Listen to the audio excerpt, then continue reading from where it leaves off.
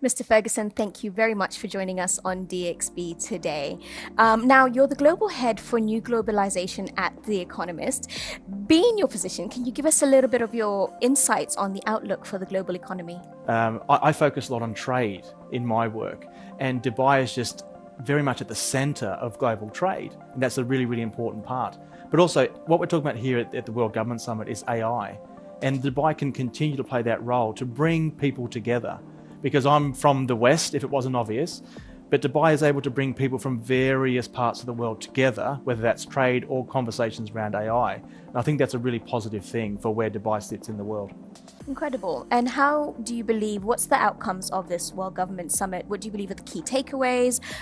What are the insights that have happened over the course of these last 3 days? Well, it's probably not a surprise, but AI is everywhere, absolutely everywhere, and for good reason. But that actually makes me maybe optimistic or cautiously optimistic again. We need to collaborate.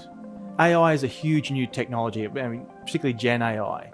But what makes me feel good about this conference is the private sector is here, obviously the public sector is here, many countries are here, talking together about how to make the best of AI.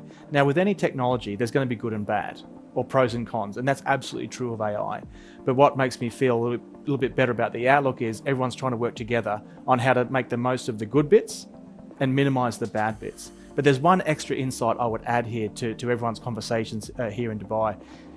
We need public engagement. So it's great to have governments working with the private sector and working with other countries, but we also need to engage the general population. And I genuinely believe that those countries that engage the general population the best, I think they will win the AI race over the next 10 to 20 years. And how do you believe that engagement can happen? Like the UAE is a great example of kind of bringing people together, but how can we engage the family sitting at home watching us on TV? Bring them into the conversation. And that might be having certain stakeholder meetings, stakeholder groups in Dubai, but different parts of the UAE, and making sure the everyday person watching your great show can come and engage with business leaders and government leaders to understand what's going on. The more that people can do that, I think the better outcomes we'll all see. And the theme of this year's World Government Summit is shaping future governments. What are the key takeaways that you would like to see that the governments that have participated here, I think there's over 85 governments, 140 representations from over 140 countries at this World Government Summit. What do you believe that you would like to see them take away back to their own countries, to their own governments? So the takeaway that I'd love everyone to take away is a renewed effort to not destroy the sort of global economy as we see it.